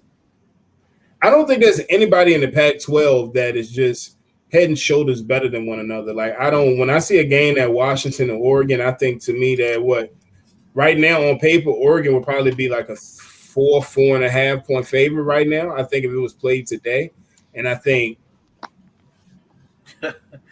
Now you can't look. Yeah, Man, but I mean, you can't have it both ways. You can't tell you, how can you talk about last year in a bowl game when you use all these other variables, but you got to use the same thing to Oregon too. yeah. They had injuries. They've had COVID. Like, I mean, I'm not basing it on last year. I'm just looking at based on the players that they got on the roster and defensively what they've done outside of last year is telling me that this would be at least a top 25 to 30 defense in the country. Now, if Ty Thompson is as good as they say he is, and I think they got the best skill setter, they got Johnny Johnson, Devon Williams, Michael Pittman, and Verdell. That's the best running back. That's the best skill position in the combo in the Pac-12. Excuse me. So I can easily see them winning 9 games. Now I don't know if they get into that next level of 10 wins or better because you got Utah, Ohio State, Utah, and Washington. Like, I don't think they got Washington's number right now. Like, it's a big rivalry game, and Oregon has their number right now, so I'm still going to go with them. But, I mean, I don't think they'll be world beaters, but I do think they'll have a chance to be one of the better teams in the Pac-12. But Marcus, yeah. do you think if they don't get dog walked by Ohio State, they keep it within a touchdown, and they have a couple close games, but they end up running the table. So what, 11-1, win their championship? Is there any way for them in the playoff? 11-1 Pac-12 champion. If they lose to Ohio State, no. They beat Ohio State, yes. They're gonna have to beat Ohio State to get in the college football playoff. I don't see there's a way to where they lose to Ohio State in any fashion and then walk through what would be a conference that would be, I would say people would call the Pac-12 weak. So I don't think there's enough clout within their conference, right? Like I think if USC was a top 10 team or Washington was a top 10 team, they had a couple other ranked opponents, yes, but I don't see a position to where they can lose to Ohio State and get in the college football playoff. So they got to run the whole table the whole time to get I think they can lose one, but it just can't be to Ohio State, which is like the hardest part of their schedule. Like I think they could lose to maybe they lose to a Utah, maybe they could lose to Washington, but it's either they're gonna have to lose to Ohio State and win all the other games, or beat Ohio State and they can only lose to probably Washington or Utah. That's the only way I can see them getting in the playoffs. So I'm gonna cut y'all off and say y'all disrespecting my Sun Devils. Shout out to my boy Herm Edwards, even though he doesn't agree. They're gonna be okay. I think they're gonna be all right.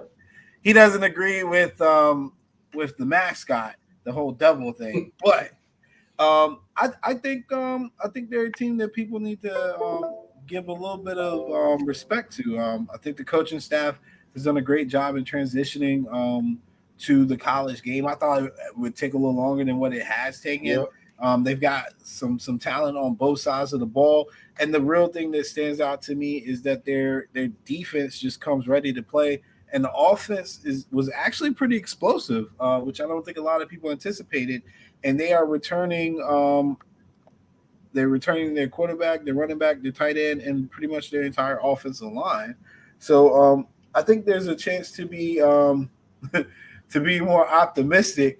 And yes, I think Jaden Daniels is definitely a player to watch. Yep, Jaden. Just in general, like literally just to watch, because he's an exciting player and he knows how to make some plays and doesn't necessarily force the ball. And when he takes off running, he can be electrifying. And they have a decent schedule. Yeah, they have a decent schedule. The cheating thing, I mean, in all honesty, Ben, we talk about that all the time. There's cheating and then there's cheating. Yeah. I think they'll be okay. They go, man. That thing, guy. That's the thing about scandals, man. They hot for 5 days. After that, Herm, they got that. Man, that's nothing. That's water under the bridge now. If you ain't cheating, you ain't trying. So should we consider? Because we talked about Oregon, we talked about Washington. Should we consider the blue blood in this conference, USC? Do they have an opportunity or a chance to be in the mix? I think it's possible. I mean, they got Slovis. Yeah, I mean, they got Slovis, Brew McCoy. They got Drake London. I think they got the guys now. I mean, I think they have a position. They got a shot, right? I think looking at their schedule is favorable. I think I don't know what Helton. I don't know. I mean, I want to talk bad about him, but I mean, I guess we all kind of know who Clay Helton is. But I think there's a world to where SC this could be his year for breaking out. Right? It's going to be year 7. It's they got a favorable schedule. They got Keaton Slovis, and they got him back for this year and next year. So you got Corey Foreman, and they've been recruiting a lot better as well, man. The USC's been fighting some pretty good recruiting battles across the coast, but man, I'm looking at it. San Jose State. They're at Notre Dame, though. Yeah, they're at Notre Dame Dame. That's really their toughest game. That's their toughest road game. At Cal they at Arizona State as well. That's a crossover they get. Arizona State might give them all hell, especially this year. It's really to Helton. I mean, honestly, I mean, on paper, I would say, yeah, on paper they're about evenly matched, honestly, but it truly just I think leads up to Helton. But I would not be surprised. I do see Utah coming down there and putting the smack on them, and that's what I was saying. People like Utah. I would not be surprised to see that the Pac-12 is actually pretty competitive. Between Oregon, Arizona State on either side, Washington and USC on either side, and then Utah. And Ben Sleeper is Cal. There's a lot of people who Sleeper is Cal. So I think there you can make a case for 6 teams. We kind of don't know what we're getting out of UCLA. But with Chip Kelly as the coach, I think people will always give them the benefit of the doubt and wait to see what we get out of them. But if they bring that Kelly offense and find some defense, I think people might start talking about them as well. I want to say this about Cal Golden Bears. Yeah. The Bears have not lost a regular season non-conference game under Justin Wilcox. But Cal owns the series against Nevada 22-3-1. But Nevada has won the last 2 meetings against the Golden Bears. Both one in Berkeley, one in Reno. Watch the Wolfpack of Nevada. Cal for a sleeper team, they're gonna start the season 0-2. They're gonna go from being a sleeper to just sleep dead, like covered, like you know what I mean? Because they're gonna lose to Nevada and TCU to open the season. I believe. I think Justin Wilcox is a good coach, but it's Cal. I think what Chase Gabers or whatever is solid. I mean, I do agree that the Pac-12 is outside of probably Washington, USC, and maybe Utah and Washington. Everybody else is kind of in that same competitive tier. All right, Patrick, we appreciate you coming on. We about to switch to the gambling portion. Everybody, there's only 2 people still here. But when I do like dub this, I'm just gonna split it up. Each conference is gonna get their own separate podcast, and then the gambling portion will get its podcast. So that way, people who don't want to sit through the entire stream, I'll still kind of map it out for them. But you don't have to necessarily sit through the whole thing to get to what you want, because I do know that the people who do typically look at this are really only looking at it for gambling. So, without further ado, we will get to our feature game of week 0. Each week when we do a podcast, we always do a feature game, and that's typically what we lead with and we talk about. Our feature game this week for week 0 is Nebraska will be visiting Illinois, and the line, we get the lines from MyBookie. They are a sponsor of our group, so mybookie.ag. The line right now is actually not 6.5. It moved up during this podcast. It is now 7, which is what we kind of saw it at anyway. Okay. But we have the Illinois. What's their mascot? Fighting Illini. Oh my god. Yeah, it's gotta be something cheesy. I forgot. I was about to call them the Orange Man because it's Syracuse. But Illinois fighting. That's such a stupid Fighting Illini. We got Illinois Given 7 to Nebraska. Over under is actually not even 55 anymore. It's 54.5. That I changed as might take well. the under. Yeah. So I mean, we can start with that. I like the under here. I don't really know what I'm getting out of Illinois. I don't think I'm getting a lot out of Illinois. So I like the under here. I don't take a lot of unders typically just because I don't like the stress. But but yeah, I don't see a scenario given what I know about Bert as a coach and his philosophy and how he typically views offense as just a means to get back on defense. I'm not sure if Right. taking an over is in this game is worth it in week 0. Like I really don't think it's worth it. I know some people are saying like, oh, I'm looking at 34 for Nebraska and like 20 something for Illinois. I'm looking at it like, dude, I don't see 30 or 20 coming out of this team. Me personally, like I said, if I had to pick, I would pick the under here. But what I do like, and we're gonna have a I'm laying it segment. I just didn't have a chance to dub Jeff's voice, but I'm gonna get on that. But as Akeem has up here, Nebraska covers the 7. I like that. That's a play that I gave out pretty early when it dropped down to 6.5. It's just a friendlier spot, so you don't have to worry about a dreadful push scenario. Just take the 6.5. But Marcus, we were talking about this before the podcast, and we were talking about it even in the group as well. It is the strangest thing that people really are putting money on Illinois to cover this line, and I'm convinced that it's probably more of a fade of Frost in Nebraska than it is Yeah, actual confidence that Illinois would cover this number.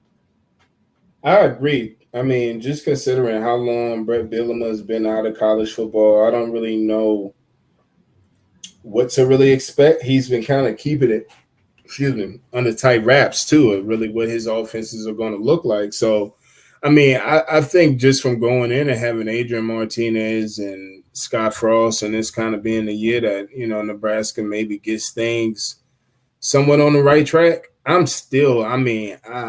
taking Nebraska on that. Wait, so hold on. Is Illinois? Oh, Illinois +7, excuse me. Yeah, So, yeah, I'm still taking the with the -7, man.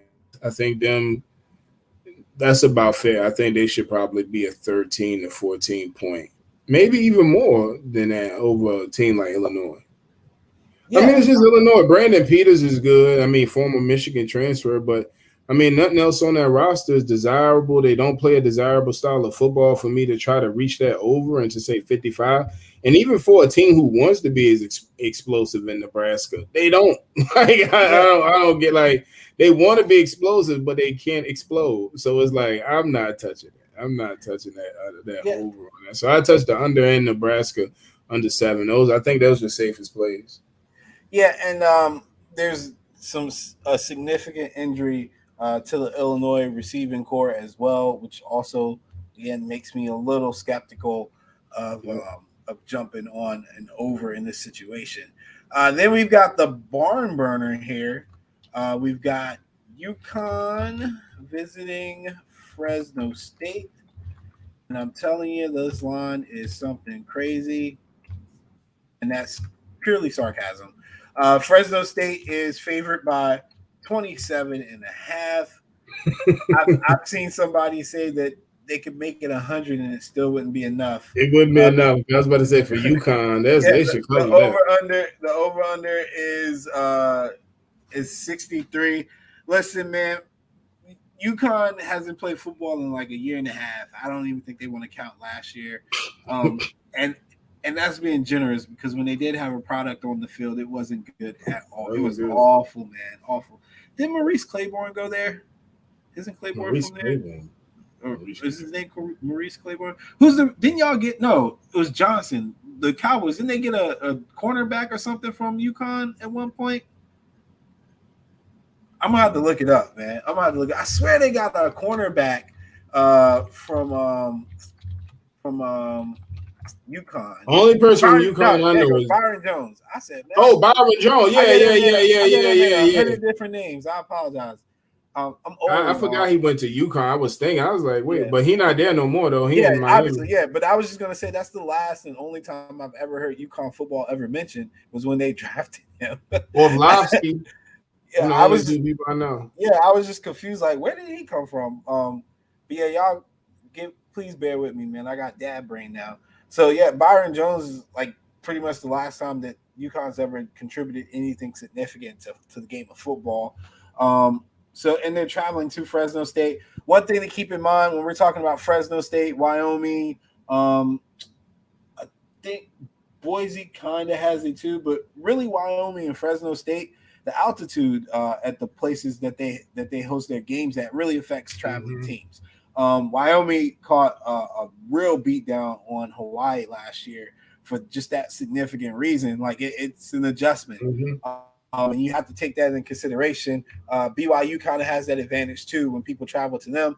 These areas where the air is thin as you get further up, you need to take that in consideration. I think Fresno State covers this easily. I don't typically go out my way to give people lines like that, like take Fresno State. But in this case, yeah, I think you're safe to take Fresno State. As far as the over under, I mean, I'd be if UConn can score 10 to 14 points, I'd be surprised. I really would, man. And I don't think Fresno State wants to score 60 if they could. So I would take the under there as well. And then the next game would have been the feature game, but I just had more curiosity on our Nebraska game and why it's going the way that it's going. So we've got Hawaii visiting UCLA. Lines at 17 and a half. The over under actually on my bookie now is at 68.5. So I know people probably gonna think I'm crazy, but hear me out. I You think gonna that reach for the over? Come on, man. no, I'm going for the under. I was going for the under because I was going to say I think there's some hidden value on two defenses that bend but don't necessarily break. And in UCLA's case, I think it's more of what Hawaii can't do offensively than what UCLA can do defensively. Yep. But Hawaii is fully committed to playing good defense. Hawaii is not the Rainbow Warriors of the past that we're used to seeing. Their offensive tempo is slowed down significantly. They're not pass happy. There's no Colt Brennan out here to light up the scoreboard. They want to establish the run. They're going to try to establish the run. Their weakness on defense as of late has been defending the run, and I do believe UCLA will have a more run-oriented attack. And obviously, there's going to be some week zero rust. So the 68.5 with the under really intrigues me. I think it's a good play. I don't see UCLA scoring more than 40. I don't see Hawaii scoring more than 21. So I think that's a fair play right there.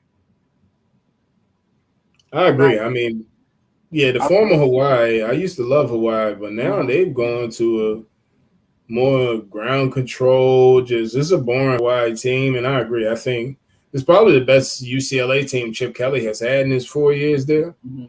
Dorian Thompson Robinson is back. They got a solid defense, and like you said, it's a very bend but don't break. First game of the year, I agree. I'd go under, but I mean, yeah, I definitely love UCLA to cover. That's gonna be easy. Yeah, I was gonna say, I'm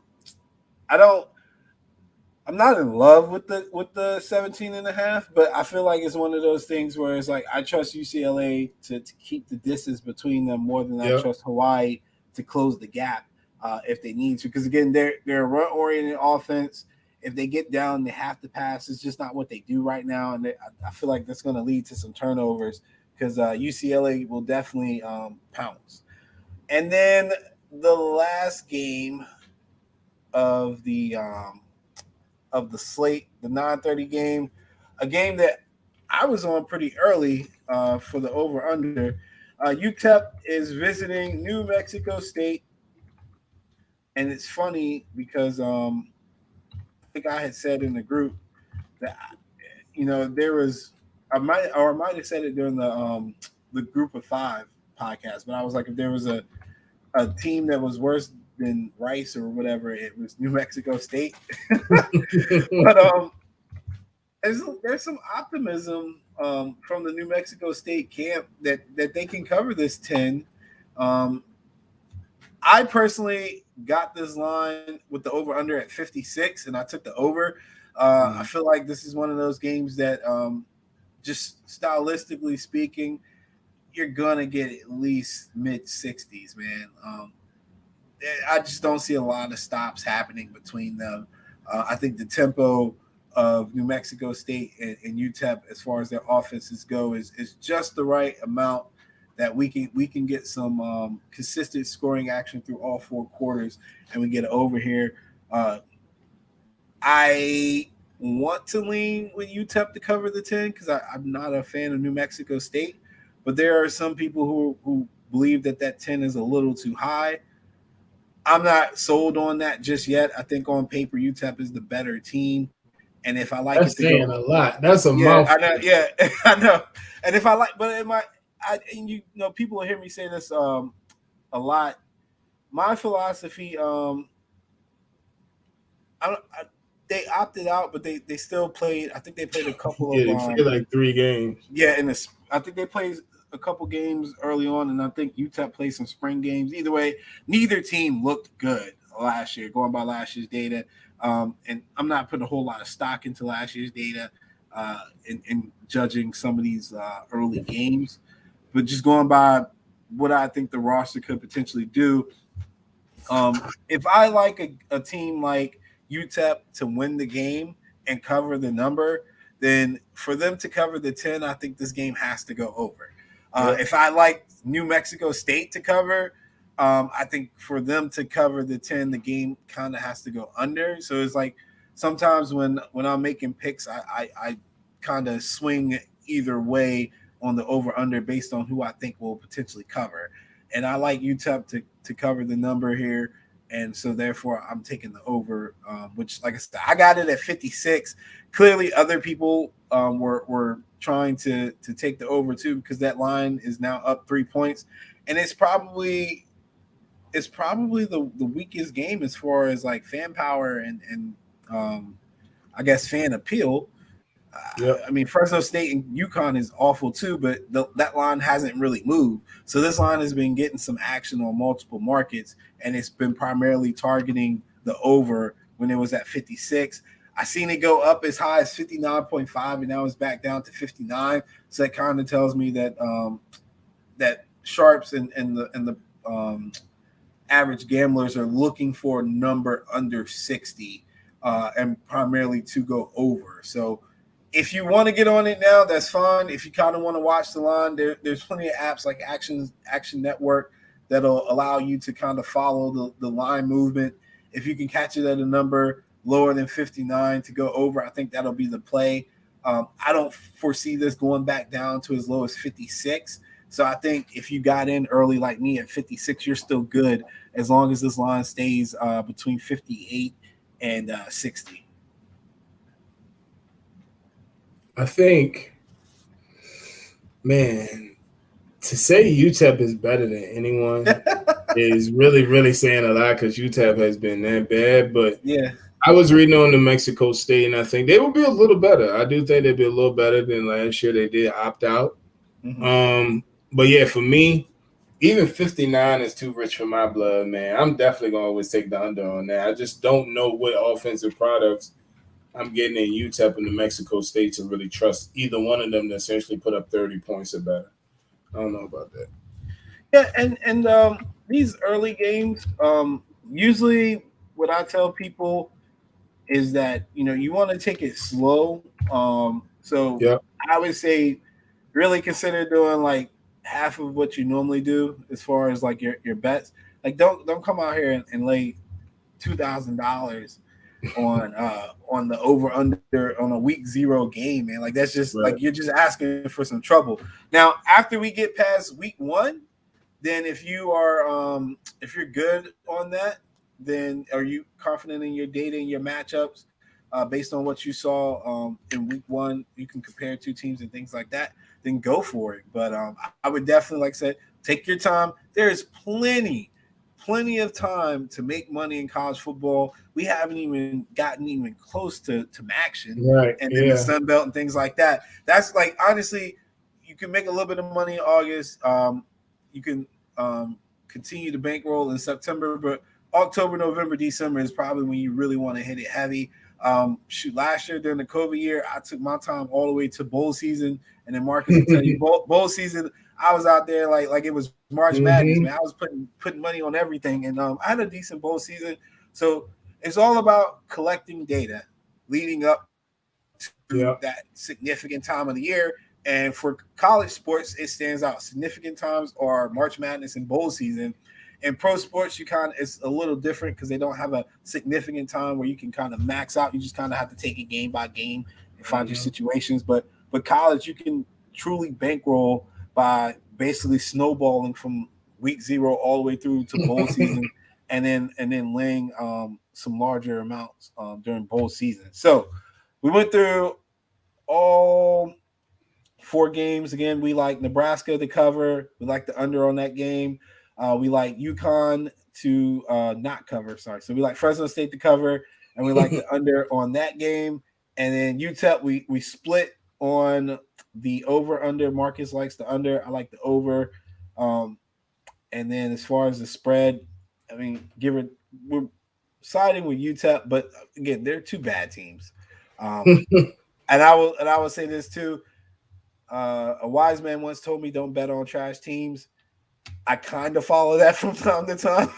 Yeah, trash. Sometimes you just can't help it. I saw somebody today say UConn and Fresno State is the type of game that you have to put money on it if you want to watch it, because there's no other way you could bear the game. Right. So, I mean, there are times where I will do that.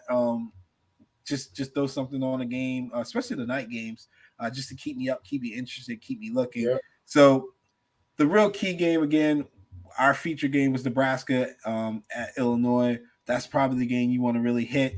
When we do come back next week, we will not have a 2-hour-long show. I'll guarantee that. We will try to get. I'm looking at between 45 minutes to an hour, depending on what the schedule looks like. Marcus and I will talk about our feature games, what we think should be the main feature game, and what do we think should be the games that go along with that. And we typically try to spread it out in conferences. We're not conference biased. But if the SEC is the games that look the best as far as the lines go, then that'll be what we primarily talk about. But we're always looking for what we consider to be value. Marcus is really good at calling underdogs. He's made a good calling on that last year and the year before that. So by all means, you guys pay attention. Make sure you shoot your shot. All right. Give me all the home dogs. I take home dogs. I got a home for dogs. That's how I look at it. Straight up, man. And please don't miss week 1, because we will be slamming Texas and slamming Georgia and everybody else that we can try to find some good value on, some lines that are kind of soft right now. Okay. Yep. So again, I'll do timestamps for this. Marcus, thank you for joining, and then we'll make sure we have a good show next week. Definitely. Appreciate it, man. See you next week. All right. Peace.